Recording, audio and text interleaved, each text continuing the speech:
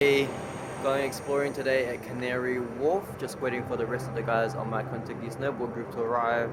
So we're just chilling out here with my horse dude.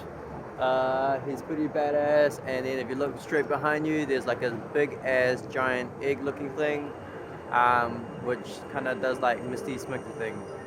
It's got lights, but probably look better in the evening.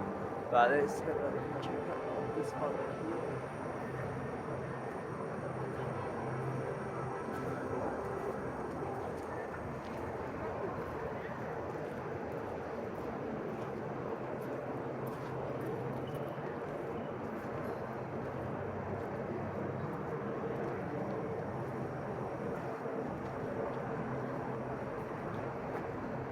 It's pretty sick, hey?